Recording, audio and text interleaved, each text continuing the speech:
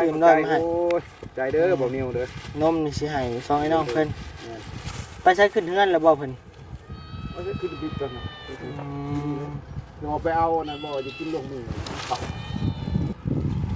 จะแก้วอยู่เป็นจบเอามาบ่เตียงไปส่งน้องเช้านี้ยังบ่ได้เปิดเบิ่ง เอาแล้วเรียบร้อยติ แล้วเปิดแล้วถ้าเอาผ่านลงแล้วก็ปิด เอาถ่านลงเลยปิดเลยคืออยู่พี่น้องเอ้ยคักพี่น้องเอ้ยวางท่ออ้าว อ้าวว่าแล้ว เจ้าดีเว้ย ครบของข่อยอีกแล้ว มึงออกกัน ยังหนาว อย่าคมมันยังบ่ติด ให้หัวเพิ่นแล้วจังหน่อยเนาะพี่น้องเนาะเออ มันบ่แล้วอยู่กระบอกเขาเสียบเกี่ยวกับใจไปเอาน้ำเข้าเลยบ่ฮะนี่เสียบน้ำเลยเสียบจังไว้เข้าเทคานแล้วแล้วเข้าไปซื้อรถ มุทวี หัวใหม่กบปลากับกบปอเนี่ย โดย โอ้บ่แล้วบ่น้อยเนาะบ่นิวเนาะ โอ้ใหญ่เลย บ่ขอมันจะสูงเลย สูงก็ยัง เพิ่นหันไปชมอยู่บอลนั้นเพิ่นเฮ็ดงานบ่ โดยบนบ้านผู้แล้ว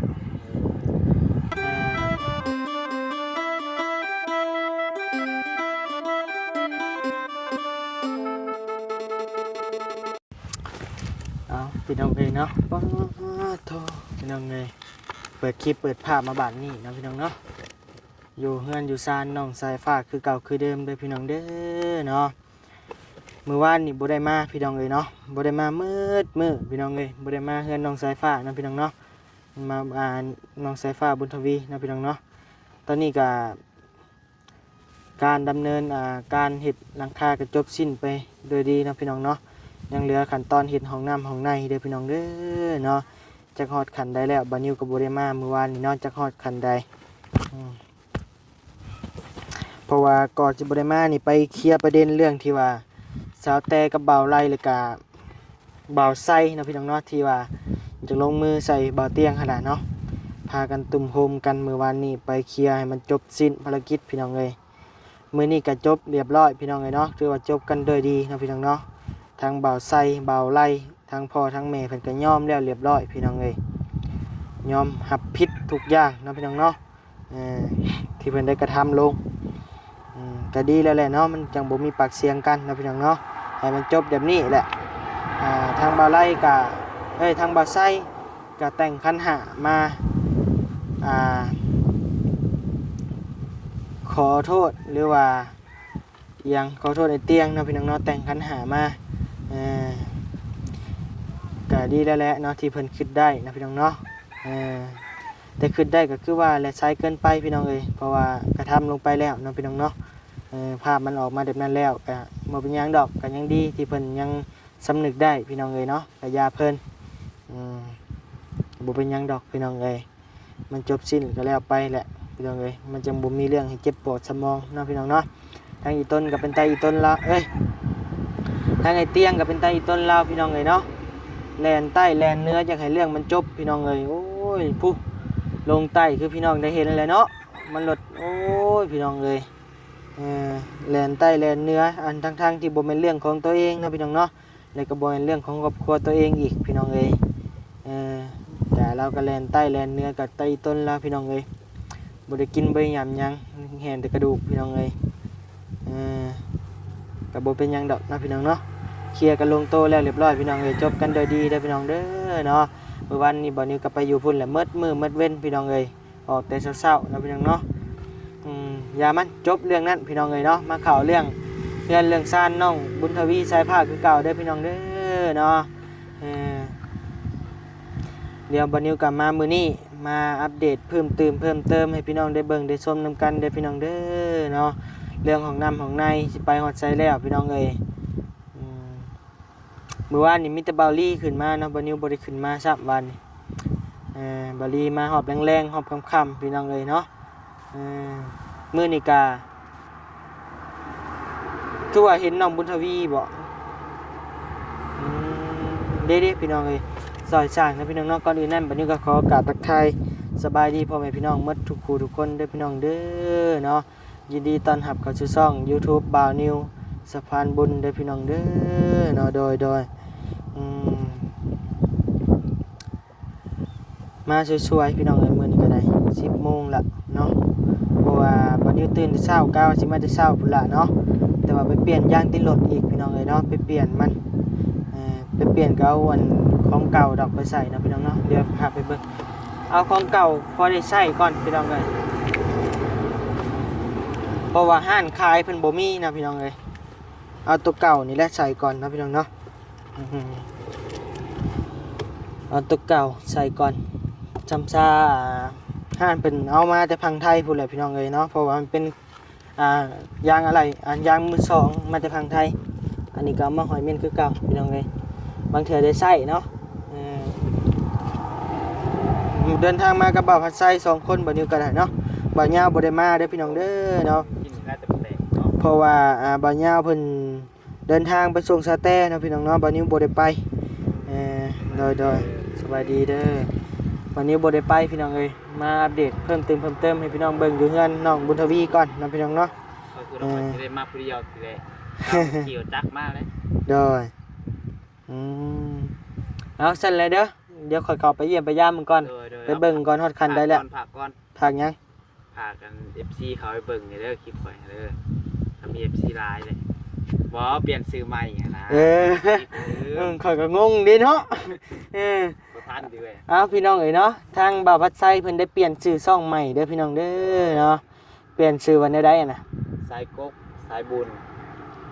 สายกกสายบุญคือบ่เห็นว่าลูกสายกกซาสัตว์เด้สายกกสายบุญสัตว์เอาความหมายมันเลยเอาโอเคใส่หัวข้อแล้วใส่อีหยังกัดข่อยนี่และพี่น้องเนาะจังได๋ก็เข้าไปเบิ่งแน่ๆพี่น้องเนาะจ้อยพุ่นช่องไผว่าสายกกสายอีหยังนี่สายกกสายเข้าอีกทีบล็อกทีมก่อนเพิ่นว่าย่านเพิ่นนั่นบ่ฮู้นะเนาะเอาพี่น้องเอ้ยเนาะเพิ่นก็เปลี่ยนชื่อช่องใหม่พี่น้องเอ้ยตามความเชื่อเพิ่นโดยเอานั่นแหละค่อยเข้าไปเยี่ยมไปยามก่อนอันนี้ก็หาหน้าที่แล้วว้าจมม้อยโดยจมอยู่ว่ำอยู่พี่น้องเอ้ยปั๊บปะพี่น้องเอ้ยเนาะเซมเอ็มร้อยค่อยดิเอาให้ค่อยนี้ไปพี่น้องเอ้ยวันนี้ก็ซื้อนมซื้อเอ็มร้อยมาฝากก่อนพี่น้องเนาะ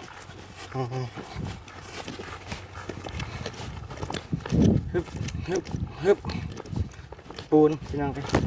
ปูนที่ว่านิวคนมาเลยเนาะโตฮอดขันได้แล้วนี่พี่น้องเอ้ย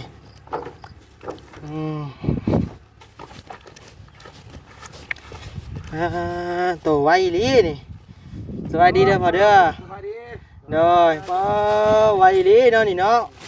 เมื่อวานนี่คือว่าเห็นแต่กล้องเห็นเป็นแถวอยู่ว่าเลยทีมงานลายวะโอ้ลายเรื่องเลยเบิ่งอยู่ขั้นตอนโอ้จะจบแล้วเบิ่งบ่เบิ่งแล้วจนบ่ได้เฮ็ดเวียกติเฮ็ดคือกันเฮ็ดคือกันทั้งเฮ็ดทั้งเบิ่งทั้งเฮ็ดทั้งเบิ่งบ่โดยเทคายเรียบร้อยติแล้วมื้อนั้นแกงเอาดินเข้าเลยโดยต้องเบิ่งมื้อแรงเอาเข้าได้บ่ดินได้เข้ามาเพราะว่าเพิ่นนี่เฮาเทไว้ก็เฮาค่อยก่อดิโดยมีล้อแล้วบ่ได้แล้วหรอบ่มีบ่บอกบ่รีบ่ซะเว้าอยู่ครับบ่ได้บอกเพิ่นว่าบ่ได้ล้ออยู่ดินเขาก็เฮาไม่มากะก็โอเคโดย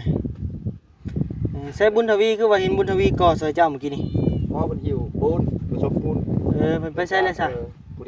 ดีไล่กับโมงเพิ่นแล้วก็ให้เพิ่นพักน้ำให้เพิ่นพักบ่เพราะว่าปล่อยปูนให้นะปล่อยเป็นช่วงไล่กับเวลาเพิ่นนั่นแหละมันเมื่อยไล่ก็คือว่านั่นแหละยันเป็นเมื่อยเนาะยันเป็นเมื่อยเล่นอยู่แต่ว่าเพิ่นตามโมงนั่นแหละเอาปรับใส่ให้มันแข็งโตเอาก่อไว้ไล่ก็ยันมันบ่แข็งโตโดย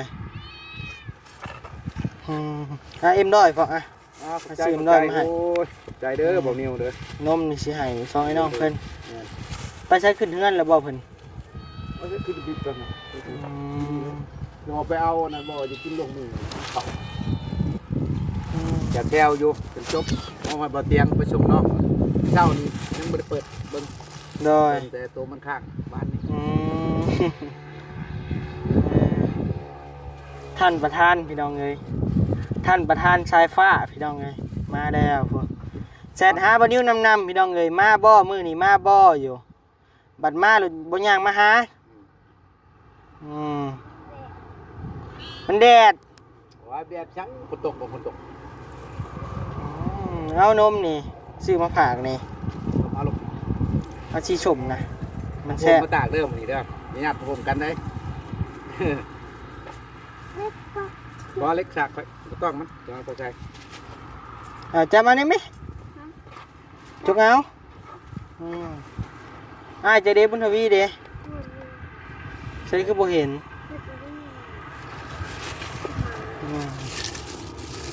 เดี๋ยวน่ะมาในกว่าน่ะ บ่ได้ดอกเจ้าอยู่ผม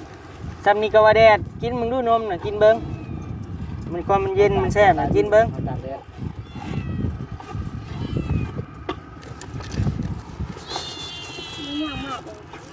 บ่มา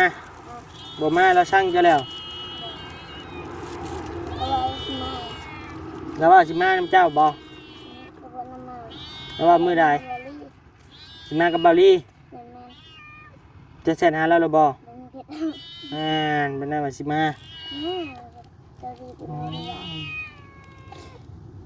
อีหยังแมวนี่มาห้องเงียวๆอยู่ เด็กแมวอีกบ่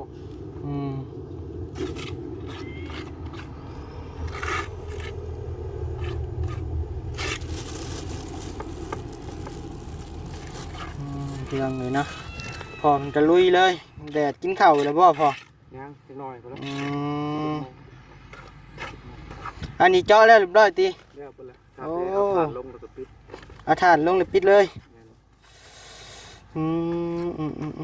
คืออยู่พี่น้องเลยคักพี่น้องเลยวางท่อวางระบบยังเรียบร้อยนะพี่น้องเนาะรอแต่ซื้อถ่านมาบริซื้อบ่ ผมซื้อมาแล้วครับปล่อยไป ใส่ยักษ์ซอบพอบ ริไลก็เอาห้องละ2 ศอกหรือ3 ศอก ห้องละ2 สอบบ่ห้องละ2 สอบพอดีอยู่ครับเบิ่งถ่านนี่เพิ่นใส่เพื่อหยังพอ มันต้องประกันมันบ่คือกันคือสิกว่าเฮ็ดผัดบอลนั่นผัดใส่ไว้อยู่เทิงมันเก็บกินบ่ได้เปรียบตายบอลเขาบ่เทลงนั้นผสมกับผัดจม กันบ่มีกินแม่นบ่ จะเป็นเฮ็ดคันว่าตามเฮ็ดบอลอื่นก็ถือว่าบ่ได้แช่กับน้ำแล้วเดี๋ยวมันก็อยู่ในระบบเนาะ เฮ็ดแต่แกงเมี่ยนบ่ เฮ็ดตะแกรงไว้เพราะว่าเก็บกินหมอน่ะมันดูดกินขึ้นมาซื่อๆเพราะว่าปกติมันอยู่ในน้ำมันบ่มีอยู่แล้วจมกินนะกินน้ำส่วนร้ายก็คือว่าแล้วคนบางง่ายมีแต่เทลงนั้นเข้าใจกับระบบของว่าทานมันอยู่มีอยู่ของมันไหลคนไหลเยอะ โดย มันข่อยมีแต่แท่งอยู่เทิง โดย แต่กันต้องออกเลยปานนี้ปานท้ายครับถามมันเต็มนะแบบนี้ก็ง่ายนิดนึงมันกับเปิดจะเต็มกับบ่ง่ายมันเป็นตัวซึมเลย โดย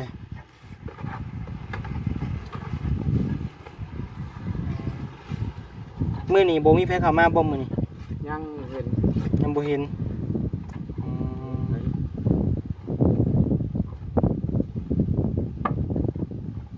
เฮาก็อยากลอกก่อเด้ ก็รู้แล้วเห็นยัง เบิ่ง หลังที่ต่อมานี่ว่าตรงนี้มันแค่แน่ เบิ่งพี่น้องเอ้ยเดี๋ยวบัดนี้สิลองก่อให้เบิ่ง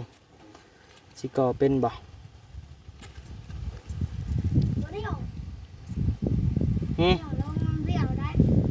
บ่มีเบี้ยวเดี๋ยวตั้งกล้องก่อนพี่น้องเอ้ย รับจางนิ้วเลย มีแต่สิล่มหมดผา ยัน เบิ่งลองเบิ่งพี่น้องเอ้ย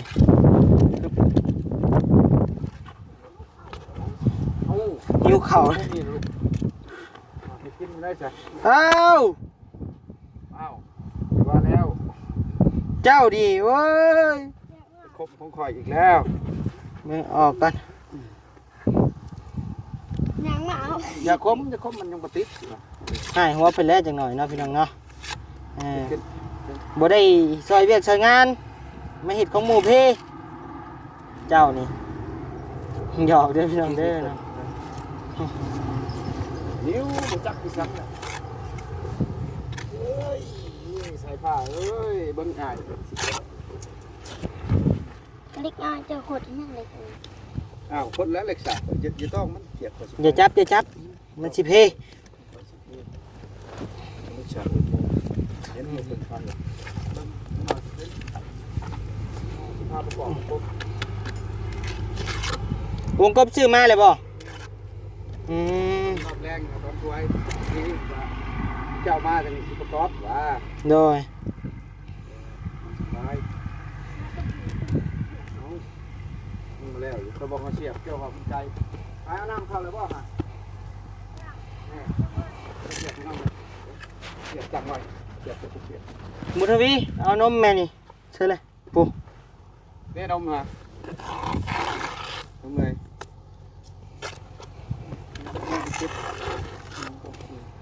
เป็น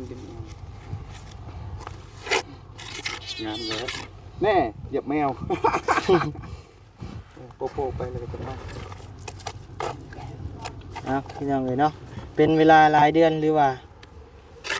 เพิ่งเติบบ่นิวบ่ได้ก่อนะตั้งแต่เฮือนลุงอาจบ่นิวก่อพี่น้องเลย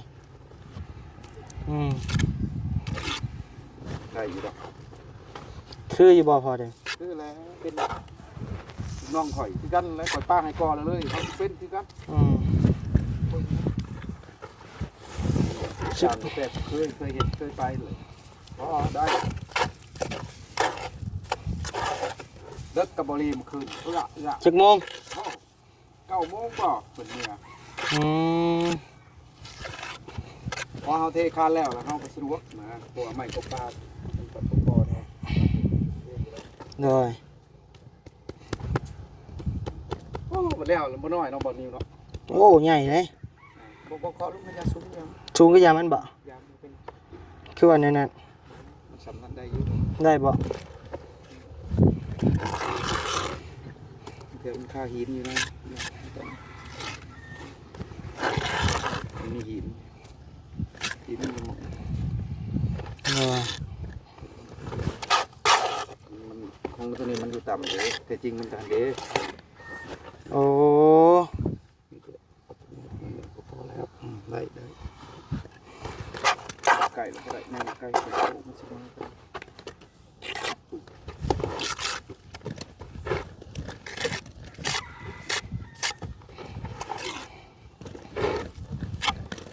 ในรอบหลายปีรอบหลายปีหลายเดือนที่บ่ได้ก่อยังไง ตัวร้ายก็จะเจองานปูนเลยเดี๋ยวมันจะมีงานใหม่บนไม่นี่จะไม่สำเร็จรูปสำเร็จรูป ใช่เนี่ยเจอบางกล้องเขาได้น่ะ บางเป็นไงคอยว่าไหลแล้วอยู่โอเค ได้บ่ซ้ำ ไหล นี่ แล้วได้บัวพาเพื่อนนอกใจผ้าแล้วแก้ใหม่ คักก็บ่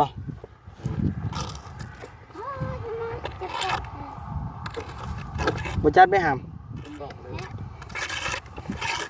เอาพี่น้องเอ้ยบ้านนี่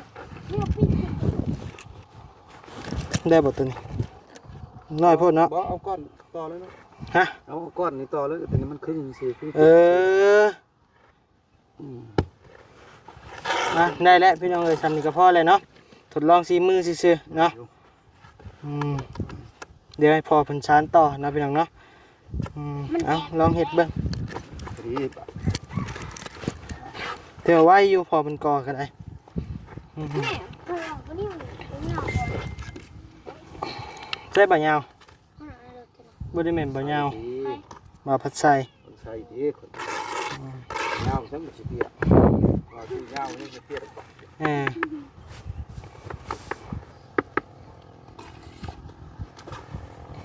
แดดแห้งพี่น้องเอ้ยมื้อนี้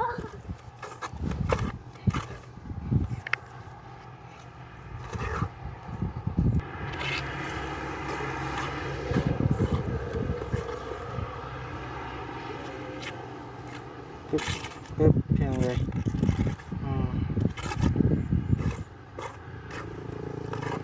ก่อขึ้นนี่ประมาณจักบล็อกพอจักเม็ดเสียงสูงจักเม็ด ประมาณเม็ด2 เม็ดปลายนี่ 2เม็ดเช้าเด้อ ตัวนี้จะเม็ด2 เม็ด30ตัวนั้นมันตกอยู่2 เม็ด10 เม็ดเช้านี่แหละ โดย หลากหลายคัน โดย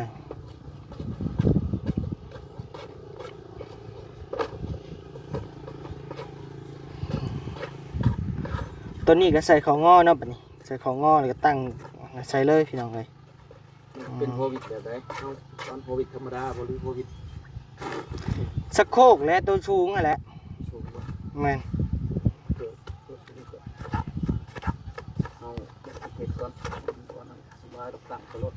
อืม สบาย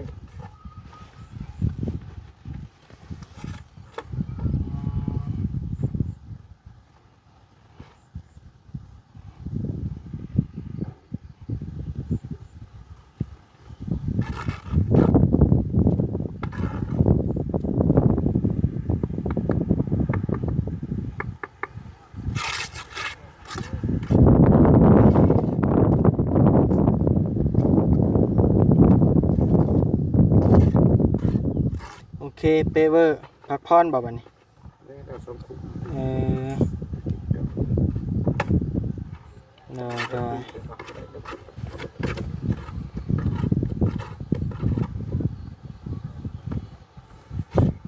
ใส่เล็กครึ่งไว้ตอนนี้เนาะ ใส่เล็กตัวบอล มันถูกมุมบ่อืมแบบมันบ่มีเสานะพี่น้องเอ้ยบ่ได้ใส่เสาเลย มันกับบุคอยนั่นดอกขนมเห็ดแบบ เดี๋ยวกับคานมันดึงอีกหน่อย ทำถึงเลย แม่นดึงอีกเนาะ เขาใส่เสาเขาเวทคันเขาไม่ใช่ชื่อเขาไม่อยากอยู่มันนักที่จะดูเป็นยังไงอยู่ใกล้ เนาะ บางทีโอ้ย เนาะดินบ่แม่นดินทมเนาะ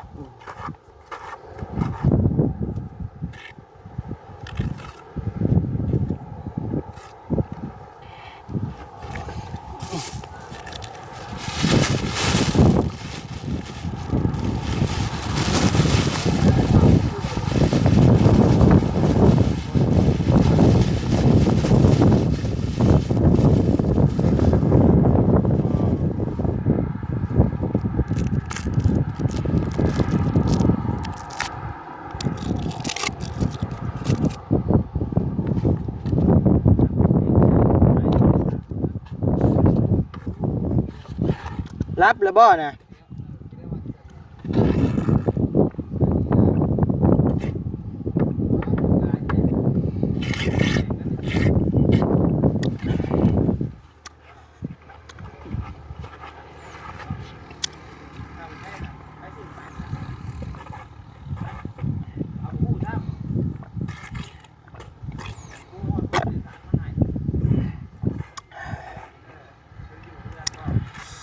มื้อนี้บ่มีใครมาหาจักคนเนาะ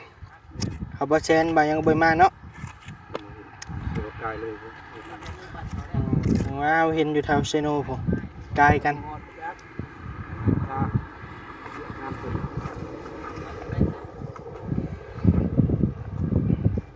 ที่งานมาเงาเหมือนกันได้ผลกันดิ เอาบ่ เงาแล้วทอดจิ้มเจ้าของแล้วเกิดนี่ก็ได้เกาหลีแล้วมาอบอุ่น เลยบ่มีบอลลี่กันแล้วติ เออ เฮาก็ว่าสิมาว่านี่แต่ว่าค่าทั้งนั้นแหละก็เลยบ่ได้มา แล้วข่อยก็เบิ่ง เลยทั้งบอลลี่แล้วล่ะ บ่ได้อันให้ถ่ายคลิปจนแล้วเพิ่นยังให้เบิ่ง โดย เบิ่งโอ้ติดตาม โดย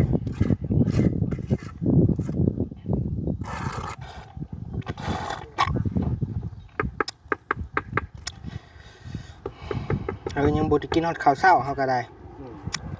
จวดมาพี่เลย ไปเปลี่ยนยางรถก่อนมันสิสวยอ่ะ โอ้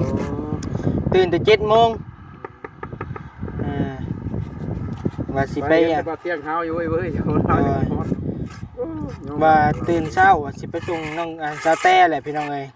แต่ว่าโอ้คิดไปแล้วก็มาหาท่านนี่ก่อนบ่ได้มามื้อหนึงละเนาะ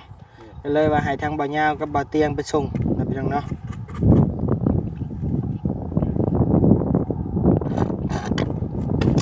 มีแต่ไอ้ยาวกับไอ้เตียงไปส่งกับไอ้เมฆ เพิ่นหันไปชงกูบอลนั้นเพิ่นเฮ็ดงานบ่ โดยบอลบ้านผู้นแหล้ว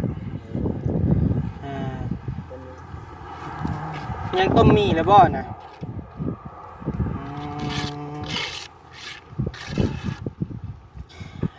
เอานะพี่น้องเนาะทางบันนิวก็สิได้จบคลิปลำลาพาจากเพียงสำนีเด้อพี่น้องเด้อเนาะทางของน้ำน้องบุญทวีสายฟ้ากามฮอดขันก่อฟ้านะพี่น้องเนาะมือแรงกับคนดิ้นเข้าพี่น้องเอ้ยเดี๋ยวรอเบิ่งรอชมนำกันเด้อพี่น้องเด้อเนาะสิเป็นจังใดไปจังใดพี่น้องเอ้ยเอาเนาะบันนิวก็สิจบคลิปเพียงสำนีเด้อพี่น้องเด้อเนาะบันนิวก็มีแต่กล่าวคำว่าสบายดีเนาะโดยสบายดีเด้อพ่อเด้อ เจ้าสวัสดี โดย